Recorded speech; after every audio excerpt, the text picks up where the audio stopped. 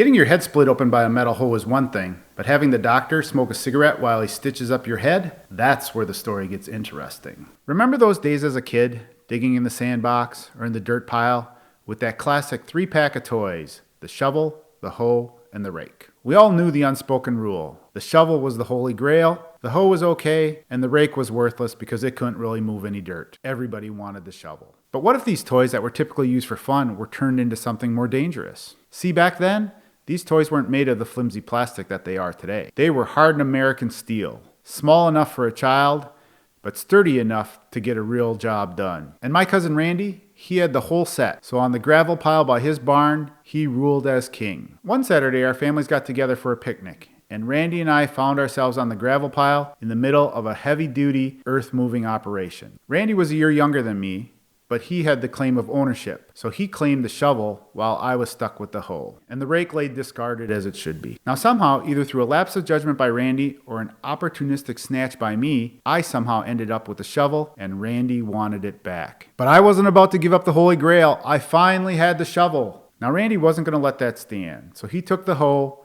wound up, and swung it as hard as he could right at my head, connected solidly, and split my head wide open. There was blood everywhere, and if you've ever seen a head wound, you know that they bleed profusely. So I took off running for the adults, leaving a trail of blood behind me. Now back in those days, you didn't run to the ER for every little thing, and getting your head split open, well, that was only a little thing. Well, somebody called the doctor, actually got a hold of him on a Saturday, and he agreed to meet us at the clinic. The clinic was in Kobe, Wisconsin, which for all you cheese lovers, that's where Kobe cheese was invented. But that's another story. I remember my father driving like the wind to get me to the clinic, and soon I was laid out on the table, ready for my stitches. The cut was on the front of my head, and since numbing wasn't an option for some reason, the doctor told my dad to hold me down while he put in the stitches. So the doctor was ready to get to work, but here's the part that I will always remember. Before he started stitching up my head, he put a cigarette in his mouth and lit it. And that's the picture I will never forget. I'm laying on the table